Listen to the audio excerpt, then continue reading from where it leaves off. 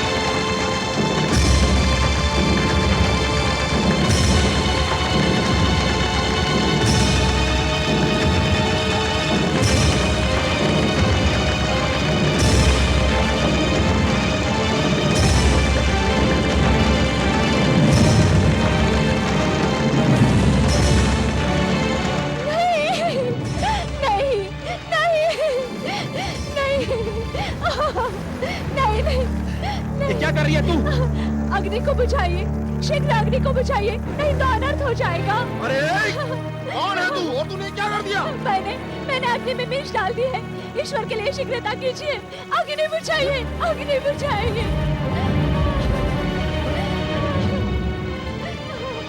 हर्षल, हम अग्नि नहीं बुझा सकते, गुरुदेव का यही आदेश है। नहीं, अग्नि बुझाइए, अग्नि बुझाइए, छोड़ दीजिए मुझे, छोड़ दीजिए, छोड़ दीजिए मुझे, छोड़ दीजिए, छोड़ दीजिए मुझे, ईश्वर के लिए छोड़ दीजिए, छोड़ दीजिए मुझे, ईश्वर के लिए छोड़ दीजिए, छोड़ दीजिए, नहीं तो अनर्थ हो जाएगा।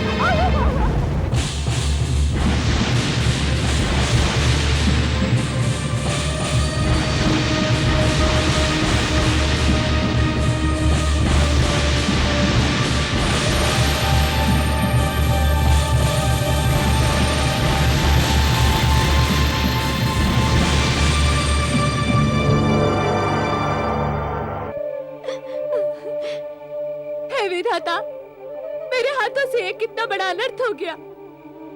मैंने तो केवल गुरु शुक्राचार्य का अनुष्ठान रोकना चाहा था, उनके प्राण नहीं लेना चाहती थी मैं। धिक्कार है मुझे, कितनी स्वार्थी हूं मैं।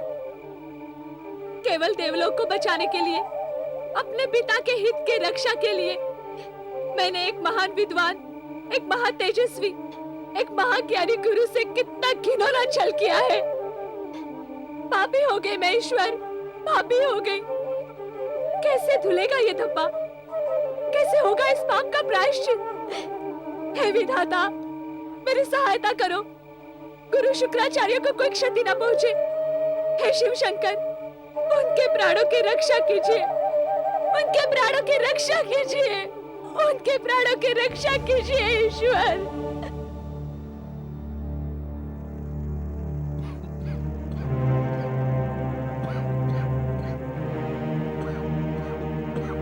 हम गुरुदेव को इस अवस्था में नहीं देख सकते।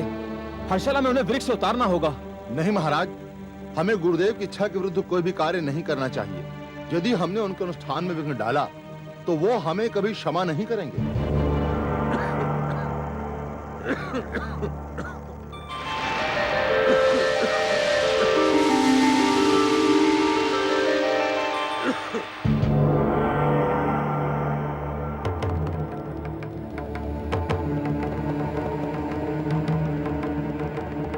अपना अनुष्ठान रोक दो शुक्राचार्य।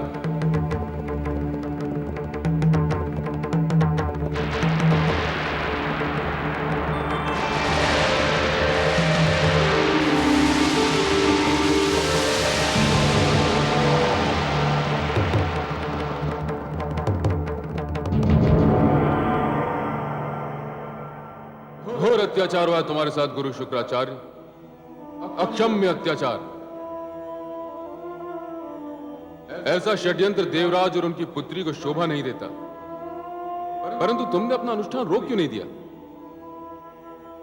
मैंने तुम्हें पत्तियों का धुआं पीने को कहा था, मिर्चों का धुआं पीने को नहीं।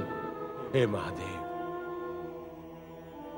यदि मेरे प्राण भी चले जाते तो भी मैं इस अनुष्ठान को ना रोकता, क्योंकि आपको दिया हुआ वचन मेरे लिए मेरे प्राणों से अधिक मूल्यवान है। भोलेनाथ, मैंने जान लिया था कि तपस्विनी के वेश में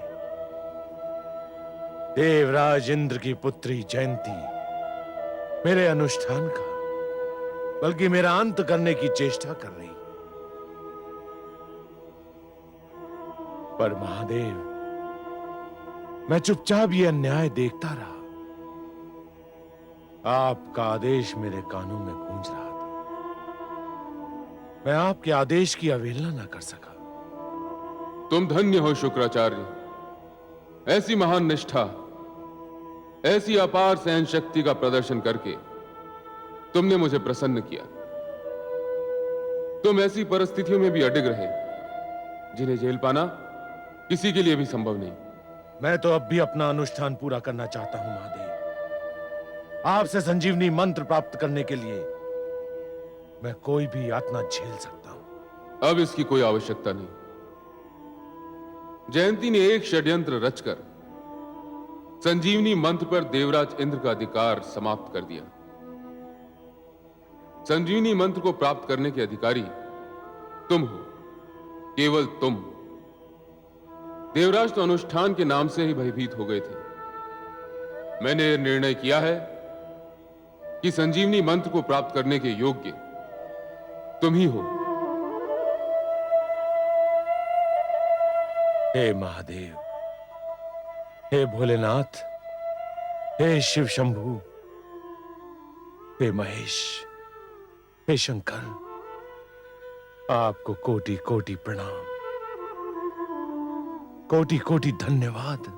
मैं तुमको संजीवनी विद्या अवश्य दूंगा, परंतु ध्यान रहे, अधिकार और शक्ति का मद चढ़ जाए तो विवेक के पग डगमगाने लगते हैं, बुद्धि लड़खड़ाने लगती है। ऐसा बार बार हुआ है कि कोई महान शस्त्र, कोई महान शक्ति पाते ही मस्तिष्क में अहंकार भर जाता है और अहंकार के हाथों शक्ति का दुरुपयोग होने लगता है। संजीवनी जीवन दान है। जीवन पुण्य को भी मिल सकता है और पाप को भी, प्रकाश को भी मिल सकता है और अंधकार को भी। तुम इस शक्ति को पाने के बाद अपनी मर्यादा न भूल जाना, विवेक से मुख मत मोड़ लेना। हे महादेव, मैं सदैव आपकी आज्ञा का ध्यान रखूंगा। तो लो, मैं तुम्हें संजीवनी मंत्र प्रदान करता हूं।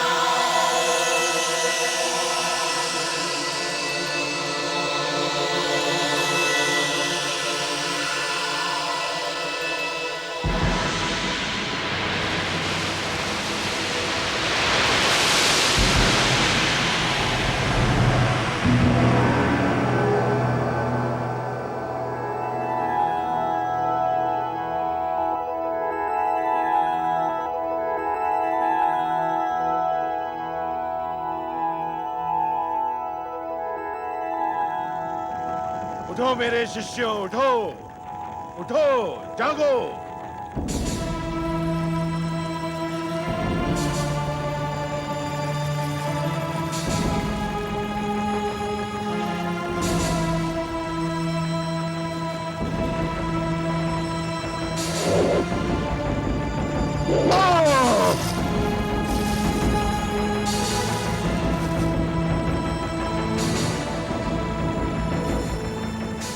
गुरुदेव, ये क्या किया आपने?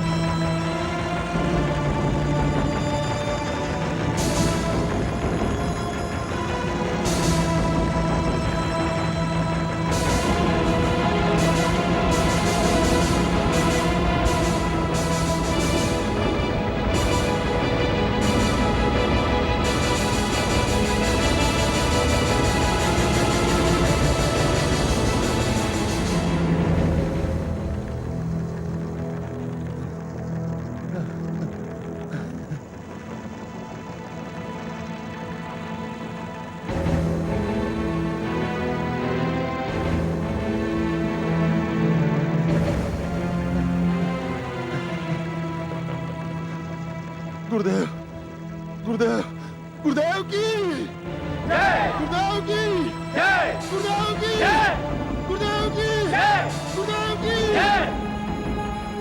मिल गया, मुझे संजीवनी मंत्र मिल गया। अब तुम्हें किसी को मृत्यु नहीं आएगी।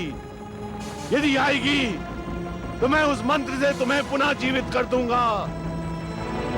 मेरे प्रिय शिष्यों, तुम्हारा सौभाग्य लौट आया। मेरी तपस्या सफल हो गई।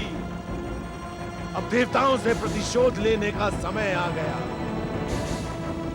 मैं वर्षों से जिसकी प्रतीक्षा कर रहा था, वो घड़ी आ गई। सावधान, सावधान देवलोक वासियों, सावधान। हे देवताओं, मुझे वो शक्ति मिल गई है जिसका उत्तर तुम्हारे पास भी नहीं है।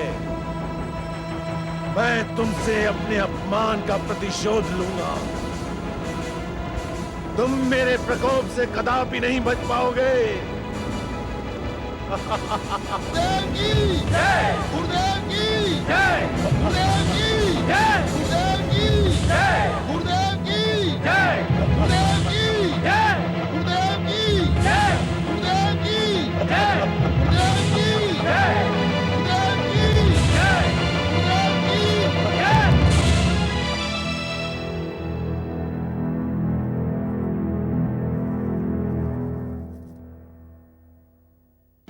गुरुदेव की जय, गुरुदेव की जय, गुरुदेव की जय, गुरुदेव की, गुरुदेव की, गुरुदेव की जय, गुरुदेव की जय। प्रणाम गुरुदेव। यशस्वी भाव। आइए माते।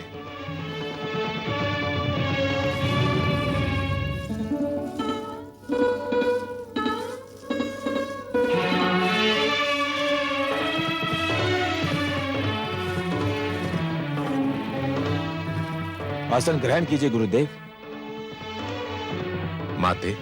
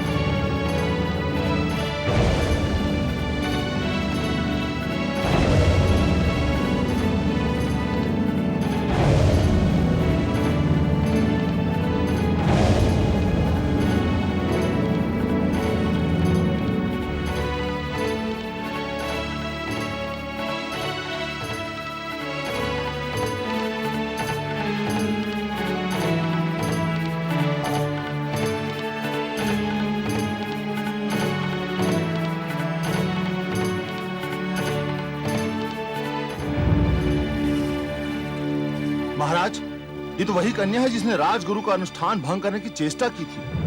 हाँ गुरुदेव, ये वही कन्या है जो आपका अनुष्ठान रोकने के लिए आपके प्राण लेना चाहती थी। मैं जानता हूं। कन्या, क्या तुझे अपना अपराध स्वीकार है? हाँ, मुझे अपना अपराध स्वीकार है। तो फिर तुझे इस अपराध का दंड मिलेगा। सेनानियों, पकड़ लो इसे। ठहरो।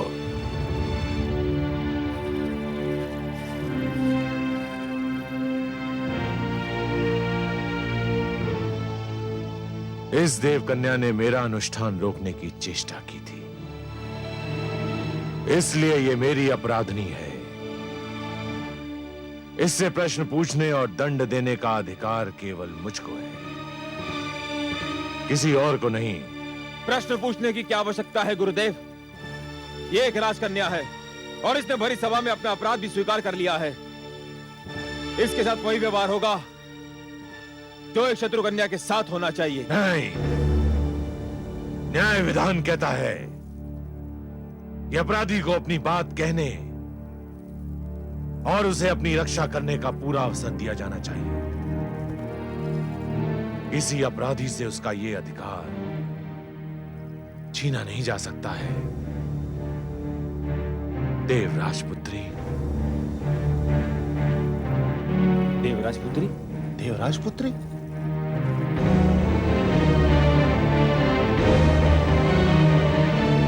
हाँ,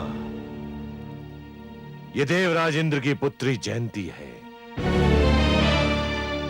मैंने इसे उसी समय पहचान लिया था जब यह तपस्विनी के वेश में आई थी, जहां मैं अनुष्ठान कर रहा था। यदि ये सत्य है तब तो इसे एक पल के लिए भी जीवित छोड़ना मूर्खता होगी गुरुदेव। इसका निर्णय मैं करूंगा।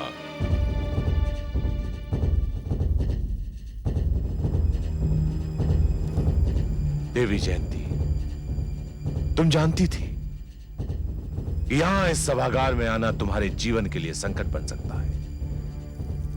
तुम तो अपना प्रयास करके चली भी गई थी, फिर तुमने यहां आकर अपने जीवन को संकट में क्यों डाला? गुरुदेव, ये सत्य है कि मैं वहां से निकल गई थी, पर मैं पीड़ा के उस घेरे से नहीं निकल पा रही थी जो इस दुष्कर्म के पश्चात मेरे मन और मेरी आत्मा से उठ रही थी। तो फिर तुमने वो दुष्कर्म किया ही क्यों था? मैं चिंतित थी कि आपका अनुष्ठान सफल हो गया तो मेरे पिता की सत्ता पर संकट आ जाएगा। अपने पिता से अथाह प्रेम ने मुझे इस दुष्कर्म पर विवश कर दिया था। पिता का प्रेम एक स्वाभाविक ही नहीं, एक महान और पवित्र भावना है।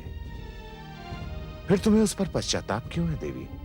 मैंने आपका अनुष्ठान भंग करने के लिए जो कुछ भी किया वो सत्य ही पिता से प्रेम का परिणाम था, परंतु उसके उपरांत जो कुछ भी हुआ उसकी मैंने कल्पना भी नहीं की थी। मैंने आपके नेत्रों से, आपकी नाक से और मुंह से रक्त की फुहारें फूटती देखी तो मेरी आत्मा मुझे धिक्कारने लगी।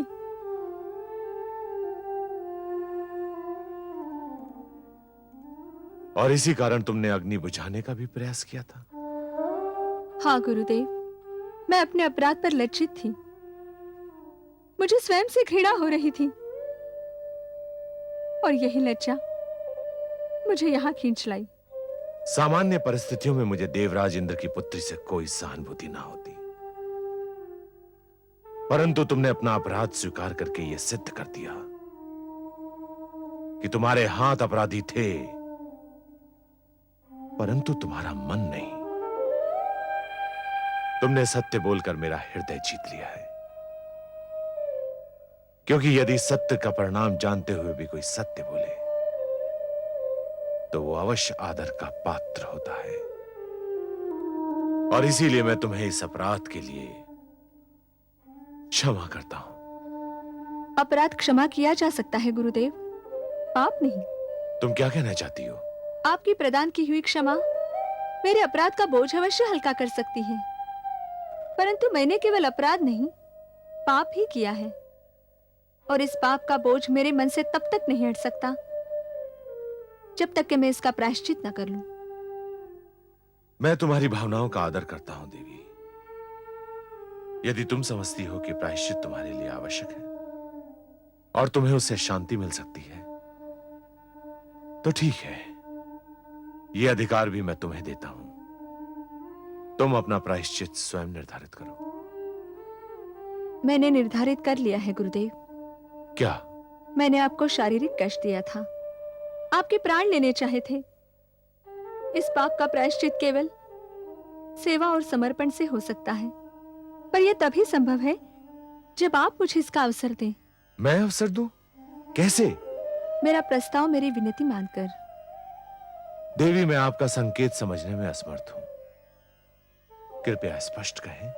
मैं आजीवन आपकी सेवा और आपके समक्ष आत्मसमर्पण करने के लिए आपकी धर्मपत्नी बनना चाहती हूँ। क्या?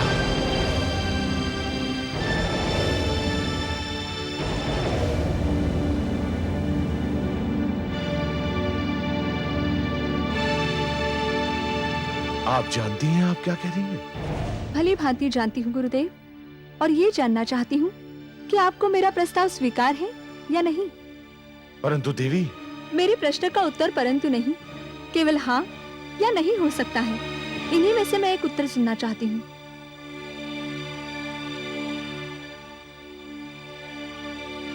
आपका मौन भी मेरे प्रश्न का उत्तर नहीं है गुरुदेव।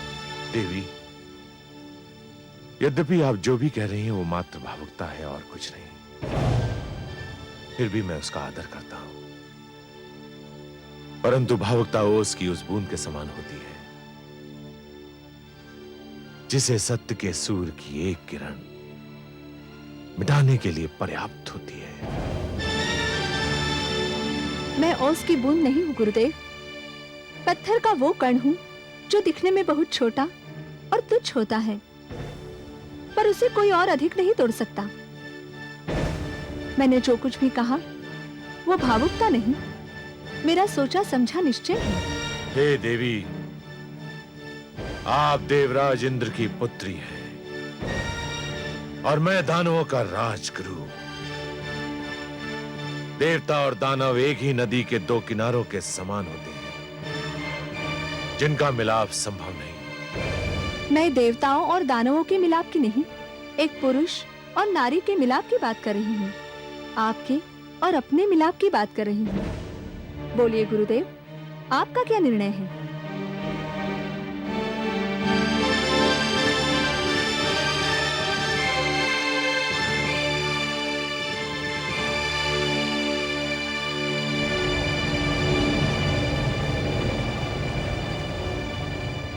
वो तपस्वी शुक्राचार्य,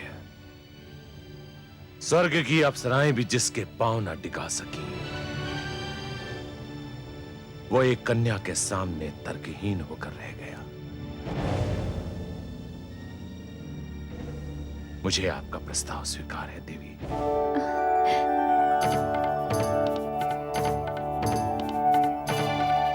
जाओ, जाकर मेरी माता से आशीष लो।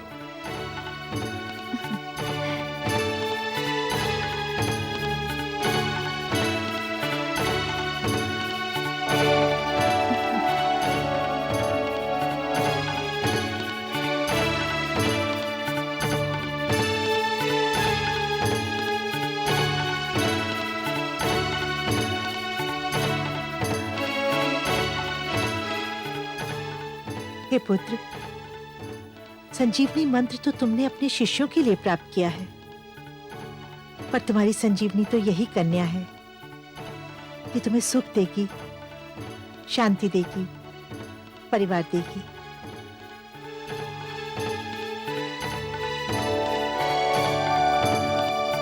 गुरुदेव की जय, गुरुदेव की जय, गुरुदेव की जय, गुरुपत्नी की जय, गुरुदेव की जय, गुरुपत्नी की जय, गुरुदेव की जय, गुरुपत्नी की जय, गुरुदेव की जय, गुरुपत्नी की जय। मेरे रक्त ने मुझे धोखा दिया। मेरे रक्त ने, मेरे घर के दिए ने मेरा घर फूंक दिया। धिक्कार ऐसे संतान को जिसे अपने पिता के आदर और सम्मान का भी ध्यान नहीं। देवराज इंद्र की पुत्री और दानव गुरु की पत्नी? मुझे तो सोचकर भी लज्जा आती है। जयंती ने मेरा सिर नीचा कर दिया। क्यों देवराज, क्यों लज्जा आ रही है आपको? दानवराज की पुत्री आपकी पत्नी बन सकती है, परंतु आपकी पुत्री दानव की पत्नी नहीं बन सकती। मैं भी तो दानवराज पुलोमा की पुत्री थी, पर अब आपकी पत्नी हूँ। वो और बात है। वो और बात क्यों है? इसलिए कि जयंती आपकी पुत्री है और मैं किसी और की पुत्री थी। दानवराज की पुत्री इस परिवार में आ सकती है, परंतु अपनी पुत्री दानव गुरु के परिवार में नहीं भेजी जा सकती। शची, ये पुत्रियों के परिवारों में आने जाने का प्रश्न नहीं है, ये प्रश्न है मेरे सम्मान का। दैत्य गुरु शुक्राचार्य हमारे शत्रुओं के साथ है, और जो शत्रु का साथी होता है वो भी शत्रु होता है। ये जानते हुए भी मेरी पुत्री शत्रु के गले में वरमाला डाले, इससे बड़ी लज्जाजनक बात और क्या हो सकती है? किसी के गले में वरमाला डालना एक कन्या का जन्मसिद्ध अधिकार होता है, और ये अधिकार आप जयंती से नहीं छीन सकते। वरमाला डालने का अधिकार है जयंती को, परंतु मेरा अपमान करने का अधिकार तो नहीं है। उसने आपका अपमान नहीं किया देवराज, उसे अपने किए पर पश्चाताप था। कोई भी व्यक्ति पश्चाताप का बोझ लेकर जीवन भर जी नहीं सकता। उसे विश्वास था कि केवल इसी ढंग से वो अपने मन का बोझ हल्का कर सकती है। इसी में उसका सुख है, तो फिर हम उसे कैसे रोक सकते हैं? मेरी बात मानिए देवराज, परिस्थितियों से लड़ना संभव न हो तो उनसे समझौता कर लेना चाहिए। ये नियति का खेल था। नियति से न आप लड़ सकते हैं न मैं। उसने अनुचित कार्य किया था, प्रायश्चित तो करना ही था। हम कैसे रोक सकते हैं?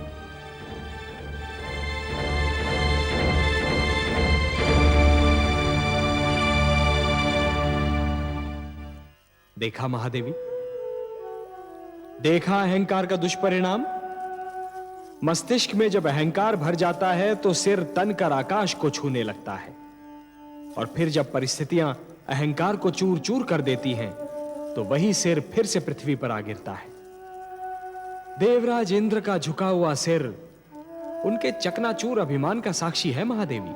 देवराज से भूल हुई है और वो इस भूल का फल भी भोग रहे हैं, परंतु हे कमल नयन, प्रश्न तो ये है कि क्या जयंती जो कर रही है वो अनुचित नहीं है? महादेवी, आपके प्रश्न का उत्तर केवल एक प्रश्न से ही दिया जा सकता है, और वो प्रश्न ये है कि जयंती ने दैत्य गुरु शुक्राचार्य के साथ पहले जो कुछ किया, क्या वो उचित था? नहीं महादेवी, नहीं। हर क्रिया की कोई ना कोई प्रतिक्रिया अवश्य होती है, तो फिर अनुचित क्रिया की प्रतिक्रिया उचित कैसे हो सकती है देवी? हाँ, परंतु इसे रोका भी तो नहीं जा सकता। इन सारी अप्रिय घटनाओं का आरंभ देवराज इंद्र की भूल से हुआ था देवी।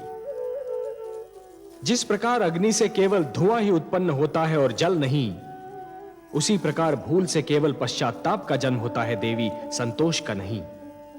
तो ये घटनाक्रम कहां जाकर रुकेगा देवेश्वर? जयंती का यह निर्णय इस घटनाक्रम का आरंभ है देवी, अंत नहीं।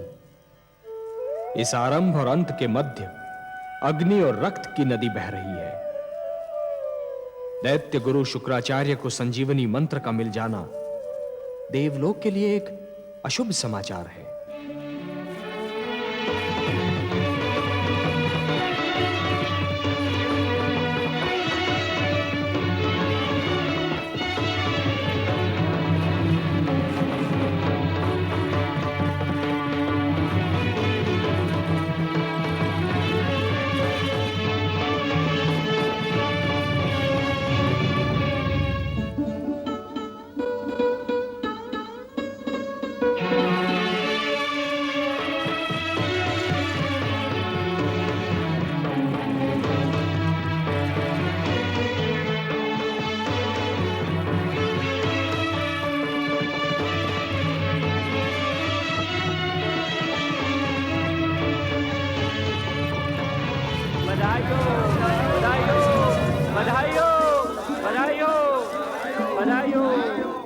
बधाई हो गुरुदेव, बधाई हो। बधाई हो गुरुपत्नी। समस्त दानव लोक आपके लिए उपहार लेकर आया है गुरुदेव। मुझे केवल एक उपहार चाहिए, मेरे चरणों में देवताओं का झुका हुआ सिर दे सकते हो? मुझे यही एक उपहार दो। गुरुदेव, हमने तो पहले भी कभी देवताओं से युद्ध करने में अपने प्राणों की चिंता नहीं की, और अब तो आपके पास संजीवनी मंत्र भी है। अब हमें किस बात का भय हो सकता है गुरुदेव? गुरुदेव, आप आज्ञा दे तो मैं आज ही देवलोक पर सेना लेकर टूट पड़ूं, उसे तहस नहस करके रख दूं। आपकी ओर से आज्ञा की देर है, हम आक्रमण के लिए प्रस्तुत हैं। मैं तुम्हें आज्ञा देता हूं, जाओ देवलोक पर आक्रमण करो, अपनी पराजय का प्रतिशोध लो। मुझे और मेरी पत्नी को विजय श्री का उपहार भेंट करो। यही होगा गुरुदेव। हर्षल, सेना को आक्रमण के लिए आज्ञा दो। जो आज्ञा महाराज।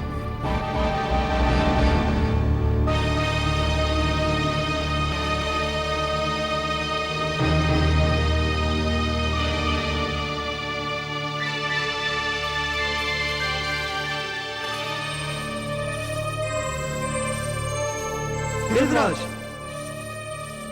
चित्ररथ, मलय केतु, बोलते क्यों नहीं? देवराज, दानवराज कालकेतु ने देवलोक पर आक्रमण करने की घोषणा कर दी है। उसकी सेनाएं आंधी की गति से बढ़ी चली आ रही हैं। देवलोक में युद्ध की घोषणा कर दो। सेनाओं को तुरंत बाहर निकलने और दानव सेना का सामना करने का आदेश दो। जाओ। जो आज्ञा देवराज।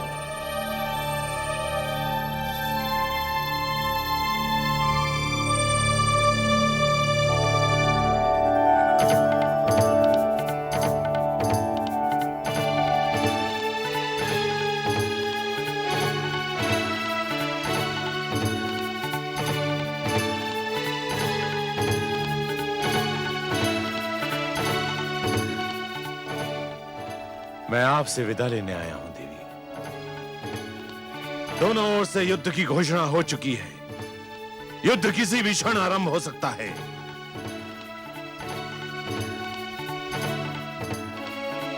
देवी, आप युद्ध की बात सुनकर चुप क्यों हो गई? क्या यह संभव नहीं कि युद्ध ना हो स्वामी? युद्ध ना हो यह आप इसलिए कह रही हैं कि ये युद्ध आपके पिता श्री देवराज इंद्र के विरुद्ध घोषित किया गया है। आपने जब मेरे सम्मुख विवाह का प्रस्ताव रखा था तो उसी समय मैंने आपको सावधान कर दिया था कि मेरे संग रहकर आपके जीवन में कई क्षण ऐसे आ सकते हैं जब एक ओर आपको पातिव्रत धर्म खींचेगा और दूसरी ओर पिता का मोह। नहीं स्वामी नहीं, पत्नी धर्म में मेरी निष्ठा का अपमान न कीजिए। मैंने युद्ध की चर्चा इस उद्देश्य से नहीं की थी। तो फिर किस उद्देश्य से की थी देवी? मैंने केवल इसलिए कहा था कि युद्ध का परिणाम अच्छा नहीं होता। युद्ध का परिणाम एक पक्ष की विजय और दूसरे पक्ष की पराजय होता है। आप जानती हैं देवी, इस युद्ध में किसकी विजय और किसकी पराजय होगी? स्वामी, क्या युद्ध में केवल विजय और पराजय होती है? और क्या होता है युद्ध में? क्या युद्ध सभ्यता की हानि नहीं होता? नैतिकता का पतन नहीं होता? क्या युद्ध मन में पलती हुई सुंदर भावनाओं का हनन नहीं होता? होता होगा, परंतु मेरे लिए नहीं। मेरे लिए ये युद्ध देवताओं के हाथों अपने अपमान के प्रतिशोध का सुनहरा अवसर है। मेरे लिए ये युद्ध अपने दानव शिष्यों को दिए गए वचन को निभाने का अवसर है। मैंने अपने शिष्यों को वचन दिया था कि मैं दानव संस्कृति की रक्षा करूंगा और उसे विजयी बनाऊंगा। क्या इसके लिए युद्ध प्रथम और अंतिम मार्ग है? हाँ देवी, मैं तो उस मार्ग पर अपना पग धर भी चुका हूं। तो फिर आप छाया की भांति मुझे हर पल अपने साथ पाएंगे। मेरे लिए मेरा पति सर्वश्रेष्ठ है। मैं आपकी धर्म पत्नी हूँ स्वामी। जीवन में कोई और नाता, कोई और संबंध यदि महत्व भी रखता है तो इस नाते के बाद रखता है। आप जाइए, जब तक आप लौट कर नहीं आएंगे मैं आपकी विजय की प्रार्थना करती रहूंगी।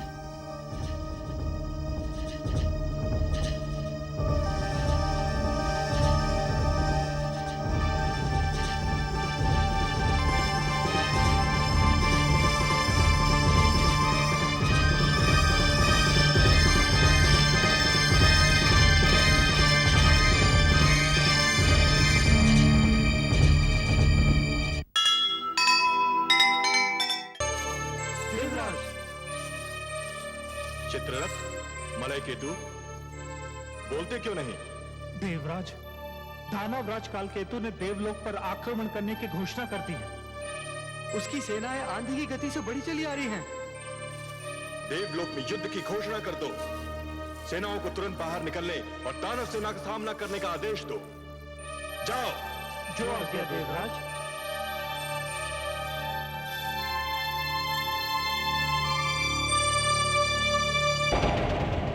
मेरे लिए ये युद्ध अपने दानव शिष्यों को दिए गए वचन को निभाने का अवसर है। मैंने अपने शिष्यों को वचन दिया था कि मैं दानव संस्कृति की रक्षा करूंगा और उसे विजयी बनाऊंगा। क्या इसके लिए युद्ध प्रथम और अंतिम मार्ग है? हाँ देवी, मैं तो उस मार्ग पर अपना पग धर भी चुका हूं। तो फिर आप छाया की भांति मुझे हर पल अपने साथ पाएंगे। मेरे लिए मेरा पति सर्वश्रेष्ठ है। मैं आपकी धर्मपत्नी हूँ स्वामी। जीवन में कोई और नाता, कोई और संबंध यदि महत्व भी रखता है तो इस नाते के बाद रखता है। आप जाइए, जब तक आप लौट कर नहीं आएंगे मैं आपकी विजय की प्रार्थना करती रहूंगी।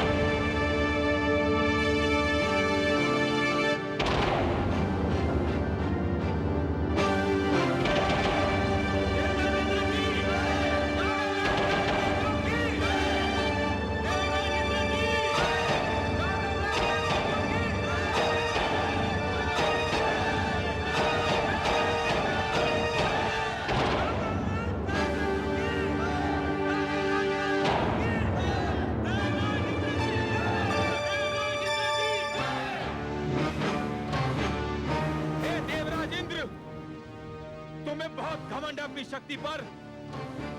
आज का दिन तुम्हारे घमंड का अंतिम दिन होगा। आज हम अपनी पराजय और अपने अपमान का प्रतिशोध लेने आए हैं। चलो युद्ध आरंभ करो। आक्रमण तुमने किया है दानवराज कालकेतु, तुमने, हमने नहीं। हम तो अपनी सुरक्षा के लिए लड़ेंगे। युद्ध तुम आरंभ करो, तुम। ये क्यों नहीं कहते कि तुम में युद्ध और आक्रमण करने का साहस नहीं रह गया है? हम तुम्हें युद्ध में पहल करने का निमंत्रण दे रहे हैं और तुम पीछे हट रहे हो। चलो आक्रमण करो। हम कायर नहीं है और ये सत्य तुम भली भांति जानते हो। हम पहले भी तुम्हें कई बार पराजित कर चुके हैं और आज भी यही होगा। हमें तुम्हारा निमंत्रण स्वीकार है। सावधान कालकेतु।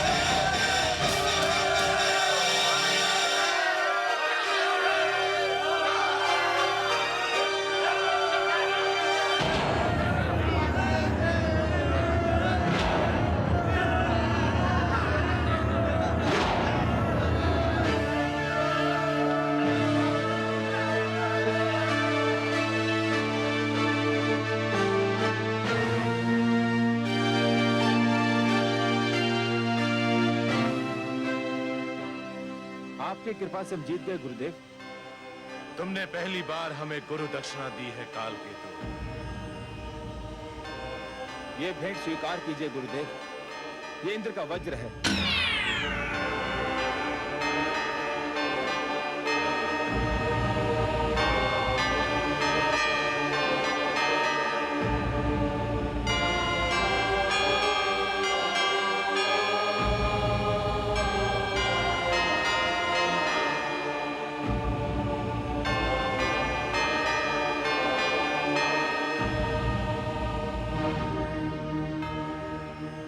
विजयश्री की बधाई हो स्वामी।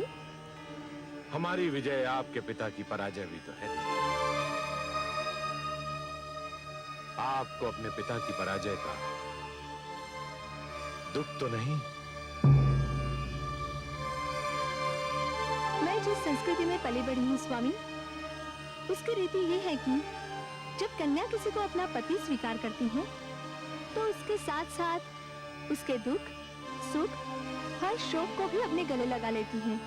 और जब किसी के गले में वरमाला डालती है तो उसी माला के साथ अपनी इच्छाओं, अभिलाषाओं को भी समर्पित कर देती है। फिर भी पिता की पराजय का दुख तो स्वाभाविक है। मैं अब किसी पिता की पुत्री नहीं, अपने स्वामी की अर्धांगिनी हूँ। हमारी संस्कृति में पाणी ग्रहण केवल शारीरिक मिलन नहीं होता, आत्माओं का मिलन भी होता है। युद्ध में आपकी विजय मेरे लिए गर्व की बात है। मेरी ओर से देवताओं की सेना पर विजय की हार्दिक बधाई स्वीकार करें। विजय हमें केवल देव सेना पर नहीं मिली है देवी, हमने मृत्यु पर भी विजय पा ली है। अब दानव लोक के लिए मृत्यु का अंत हो चुका है। हे सर्वेश्वर, क्या वास्तव में मृत्यु का सदा के लिए अंत हो जाएगा? नहीं महादेवी, जीवन और मृत्यु तो एक दूसरे के लिए अनिवार्य है। यदि मृत्यु का अंत हो गया तो जीवन के सौंदर्य का भी अंत हो जाएगा। जीवन इसी कारण तो सुंदर और मूल्यवान लगता है देवी कि एक दिन उसका अंत होना है। यदि केवल दिन ही छाया रहे और रात्रि ना आए तो नेत्र जागते जागते और सूर्य अपना प्रकाश बांटते बांटते थक जाएं। यदि मृत्यु ना आए तो प्राणी कदाचित जीवन से ऊब जाए देवी। परंतु दैत्य गुरु शुक्राचार्य तो कह रहे हैं कि उन्होंने मृत्यु पर विजय पा ली है। हा? किसकी मृत्यु पर महादेवी? वो दानवों को पुनः जीवन अवश्य दे सकते हैं, परंतु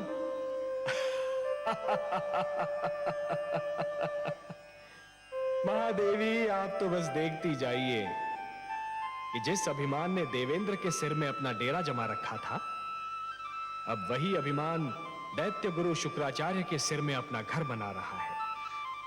परंतु हे कमल नयन, अभी तो देवेंद्र बहुत उदास, बहुत दुखी और बहुत टूटे हुए दिख रहे हैं। हाँ महादेवी, हाँ, भूल का मूल्य तो चुकाना ही पड़ता है।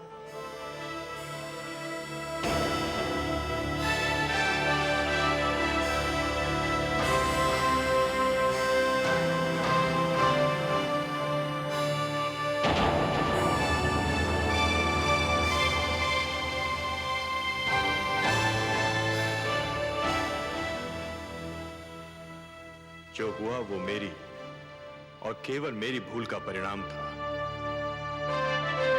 इस भूल में आप अकेले नहीं हैं देवेंद्र। हम सब ने भी तो अपने आप को जी भर के छला था।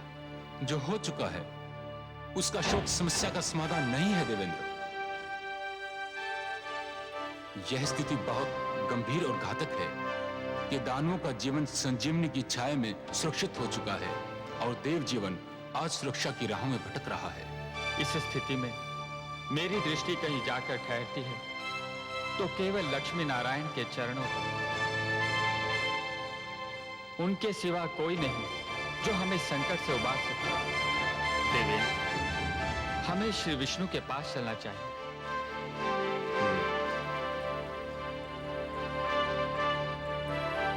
अब उनके अतिरिक्त और कौन आश्रय दे सकता है? उनके अतिरिक्त कौन रक्षा कर सकता है? कह दीजिए समस्त देवताओं से, क्या हमें मिलकर भगवान श्री विष्णु के पास जाना है?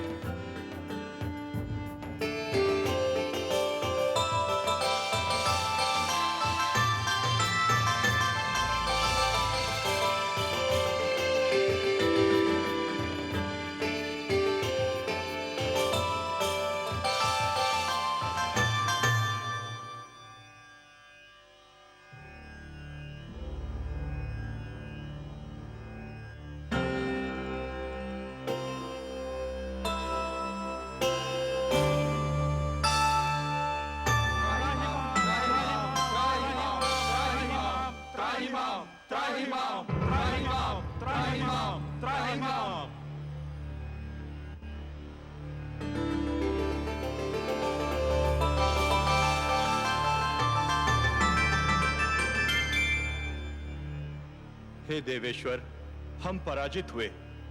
हमारी सेना के अगणित सेनानी वीर गति को प्राप्त हुए। हमारा सिर लज्जा से झुक गया। आपके अतिरिक्त और कोई नहीं जो हमारी रक्षा करे, हमारे दुख का निवारण करे। हे परमेश्वर, हमारी सहायता कीजिए। हे नारायण, दैत्य गुरु शुक्राचार्य ने भगवान शिव से संजीवनी मंत्र क्या प्राप्त किया? हमारे सिरों पर मृत्यु और पराजय का वज्र आ गिरा। हे लक्ष्मीपति, यदि दानव मरते हैं तो दैत्य गुरु उन्हें फिर से जीवित कर देते हैं, और जब देवता मरते हैं तो उनका सदा के लिए अंत हो जाता है। हे सर्वशक्तिमान, यही दशा रही तो देवता घटते जाएंगे, दानव बढ़ते जाएंगे, और एक दिन देवलोक पर दानवों का आधिपत्य हो जाएगा। देव संस्कृति गिर जाएगी तो मानव संस्कृति भी गिर जाएगी। जब हम संजीवनी मंत्र से सुरक्षित नहीं, तो मानव तो और भी दुर्बल है। हमें संजीवनी मंत्र से बचाइए प्रभु, हमारी सहायता कीजिए। संजीवनी मंत्र का केवल एक उत्तर है, अमृत। अमृत? अमृत? अमृत वो है जो पीने वाले को अमर बना देता है। मृत्यु उसे छू नहीं सकती। परंतु हे लक्ष्मी नारायण, अमृत हमें कहां मिलेगा, कैसे मिलेगा? देवेंद्र, अमृत आपको समुद्र से मिलेगा, सागर का मंथन करने से मिलेगा। अमृत? परंतु हे जगदीश्वर, हमें तो अमृत के विषय में कुछ भी ज्ञान नहीं। हे देवराज, जिस प्रकार दूध के भीतर माखन छिपा तो होता है, परंतु वो मिलता तभी है जब दूध को मथा जाता है, उसी प्रकार समुद्र के भीतर अनेक पदार्थ छिपे हैं, अनमोल रत्न छिपे हैं। उन्हें केवल मंथन के द्वारा ही निकाला जा सकता है। अमृत उनमें सबसे अनमोल है। सत्य तो यह है देवगण कि मंथन मथने और खंगालने की उस क्रिया का नाम है जिसके द्वारा स्वयं के भीतरी गुणों और अवगुणों की खोज की जाती है। मानव यह मंथन प्रतिदिन करता है। वो प्रतिदिन स्वयं को मथता है, खंगालता है और स्वयं के भीतरी गुणों और अवगुणों को बाहर निकालता है। आश्चर्य तो यह है कि वो मानव होकर भी इस क्रिया से परिचित है और आप देवता होकर भी इस क्रिया से अपरिचित हैं। पर हे लक्ष्मीपति, हम समुद्र का मंथन करेंगे कैसे? मंथन मथानी और डोरी की सहायता से किया जाता है। मैं आपके लिए मंदर पर्वत को मथानी बनाऊंगा और वासुकी नाग की डोरी दूंगा। परंतु एक तीसरी वस्तु की भी आवश्यकता होती है देवगण, जिसका प्रबंध आपको स्वयं करना होगा। और किस सामग्री की आवश्यकता होती है सर्वेश्वर? डोरी को खींचने और मथानी को डुलाने के लिए 2 दलों की आवश्यकता होगी देवेंद्र, जो डोरी को 2 छोरों से पकड़कर खींचेंगे। उनके बिना तो मंथन संभव ही नहीं है। बिल्कुल वैसे ही जैसे दूध मथने के लिए 2 हाथों की आवश्यकता होती। तो हम देवता आधे एक छोर पकड़कर आधे दूसरा, यह कार्य तो सरलता पूर्वक कर सकते हैं। मंदर की मथानी को डुलाना है देवेंद्र, वासुकी नाग की डोरी को खींचना है। संजीवनी मंत्र के प्रभाव ने आपकी संख्या को घटा दिया है और आपकी घटी हुई छोटी सी संख्या इतना महान कार्य नहीं कर सकेगी। हे सर्वेश्वर, हम फिर दूसरा दल किसको बनाएं? दानवों को। हाँ, दानवों को। यदि दानव आपका साथ दें तो समुद्र मंथन संभव है, और समुद्र मंथन होगा तभी संजीवनी का उत्तर भी प्राप्त होगा। हे परमेश्वर, ये तो एक असंभव अभियान होगा। सर्वप्रथम तो दानव हमारी बात सुनेंगे ही नहीं, और यदि सुन भी ले तो मानेंगे नहीं। हे कृपा निधान, दानवों को तो अमृत की आवश्यकता भी नहीं जिसके लिए वो हमसे सहयोग करें। उनके गुरु के पास तो संजीवनी मंत्र की शक्ति है, उन्हें तो यूं भी मृत्यु से मुक्ति मिल चुकी है। हे दीनदयाल, यदि दानव मान भी गए तो दैत्य गुरु शुक्राचार्य उन्हें कभी हमसे सहयोग की अनुमति नहीं देंगे। निस्संदेह नहीं देंगे, और यही तो आप सबके विवेक और बुद्धि की परीक्षा होगी देवगण।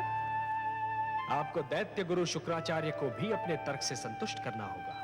पर हे देवेश्वर, उनके आगे हम क्या तर्क रखेंगे? देवेंद्र, आप दैत्य गुरु शुक्राचार्य को यह समझाएंगे कि संजीवनी मंत्र मृत्यु का मात्र क्षणिक उपचार है। संजीवनी जीवन की एक ऐसी कुंजी है जो खो भी सकती है, जो टूट भी सकती है, परंतु अमृत मृत्यु का स्थायी उपचार है।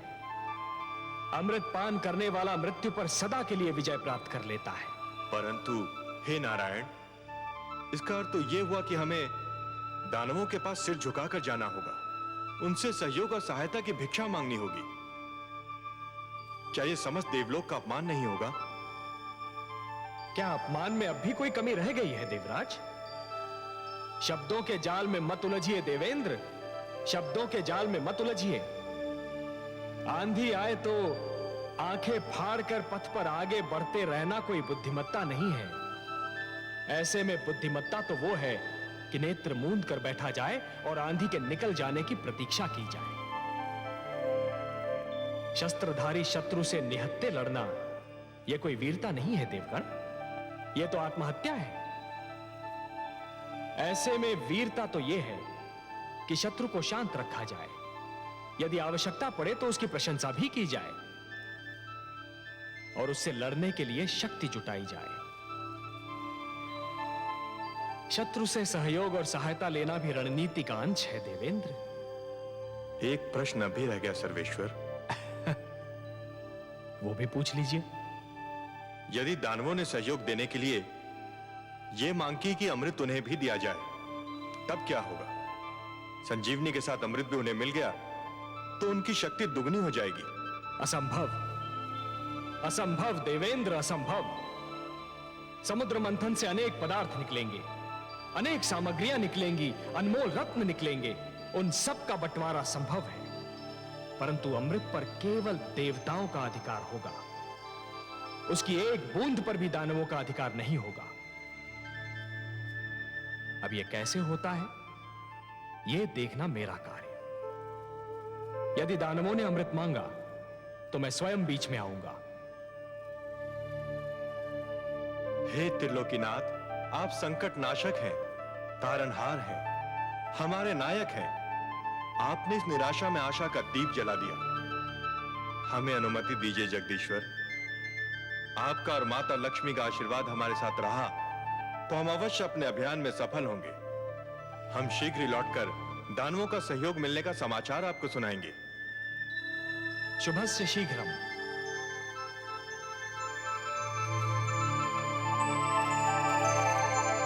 हे कमलनयन, आपने अभी कहा कि दानवों से सहयोग लिया जाए, किंतु उन्हें अमृत की एक बूंद भी न दी जाए। हाँ हाँ महादेवी, मैंने यही कहा। परंतु हे सर्वेश्वर, क्या ये छल नहीं कहलाएगा? कार्य की परिभाषा उसका उद्देश्य निर्धारित करता है महादेवी। यदि उद्देश्य उत्तम हो तो उसे छल का नाम नहीं दिया जाता, उसे नीति का नाम दिया जाता है। देवताओं को भी नीति से कार्य लेना होगा। छल तो गुरु शुक्राचार्य कर रहे हैं महादेवी। उन्होंने भगवान शिव से कहा कि संजीवनी मंत्र उन्हें मानव कल्याण के लिए चाहिए, पर क्या वो मानव कल्याण कर रहे हैं? वो तो संजीवनी मंत्र का उपयोग केवल दानव कल्याण के लिए कर रहे हैं, और यह छल है देवी, यही छल है। और इसके उत्तर में कोई भी कार्य, भले ही उस पर छल का संदेह ही क्यों न हो, उचित ही नहीं उत्तम भी है। आप तो उत्तरों के उत्तर हैं, तर्कों के तर्क हैं और उद्देश्यों के उद्देश्य हैं कमलनयन। आपकी हर बात में रहस्य होता है।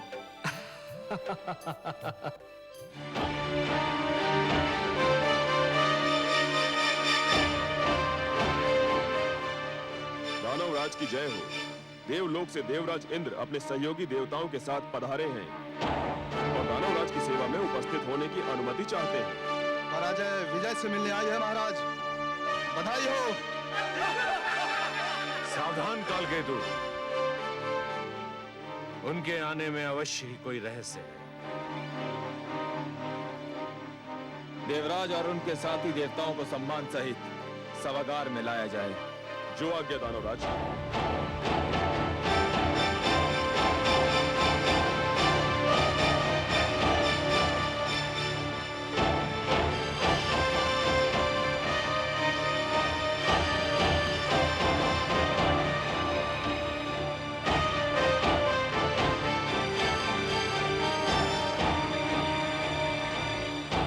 प्रणाम दैत्यगुरु शुक्राचार्य। प्रणाम दानवराज कालकेतु। दानव सभागार में देवराज इंद्र का स्वागत है। कदाचित ये पहला अवसर है जब देवराज और अन्य देवताओं ने अपने चरणों की धूल से दानव सभागार को पावन किया है। आप सत्य कह रहे हैं महाराज, नहीं तो हम इस योग्य कहाँ थे, कितने महान व्यक्तियों के दर्शन पाते। ये ना भूलिए महाराज कालकेतु कि हमें वैर के अतिरिक्त भी एक नाता है। उस नाते को भी स्पष्ट कर दीजिए देवराज। हम और आप अलग अलग माताओं के किंतु एक ही पिता की संतानें हैं। हम एक दूसरे के भ्राता भी हैं दानवराज। मेरे दानव शिष्यों को सदैव इसका स्मरण रहा है देवराज, परंतु लगता है देवताओं की स्मरण शक्ति कुछ दुर्बल है। उन्हें इस नाते का स्मरण बस कभी कभी रहता है, आवश्यकता अनुसार। ऐसा क्यों कह रहे हैं दैत्य गुरु? ऐसा इसलिए कह रहा हूं देवराज, यदि देवताओं को यह नाता स्मरण रहता तो आपके प्रिय भगवान विष्णु को हयग्रीव का वध करते समय थोड़ा संकोच अवश्य होता, परंतु उन्होंने मेरे शिष्य हयग्रीव को बड़ी निर्ममता से मार डाला। बीती बातों का स्मरण सर्प निकल जाने के उपरांत लकीर पीटने के समान होता है दैत्य गुरु। हम बीती बातें भुला देने के उद्देश्य से ही आप सबकी सेवा में उपस्थित हुए हैं। परंतु हम तो नहीं बोल सकते कि हयग्रीव अब जीवित नहीं है। हयग्रीव जीवित रहता यदि उस समय आपके पास संजीवनी मंत्र होता, या हम सबके पास वो होता जिसे प्राप्त करने का प्रस्ताव लेकर हम यहाँ आए हैं। क्या प्राप्त करने का प्रस्ताव लेकर आए हैं देवराज? मैं अमृत प्राप्त करने का प्रस्ताव लेकर आया हूं दानवराज। अमृत? अमृत? अमृत? हाँ अमृत, परंतु उसे प्राप्त करने के लिए हम में और आप में सहयोग और समझौता आवश्यक है। सहयोग, समझौता। जल अग्नि से समझौता करने आया है, मृग सिंह से सहयोग चाहता है। ये कैसी अनोखी बात कर रहे हैं आप देवराज इंद्र? और ये अमृत है किस वस्तु का नाम? अमृत वो अनमोल वस्तु है जिसे पीकर हम सब मृत्यु पर विजय पा सकते हैं। जिसको पीने वाला अमर हो जाता है, मृत्यु उसके निकट भी नहीं आ सकती। मृत्यु तो यूं भी मेरे शिष्यों के निकट नहीं आ सकती है देवराज। आ भी जाए तो उल्टे पांव लौट जाती है। आप भूल रहे हैं कि मेरे पास संजीवनी मंत्र है।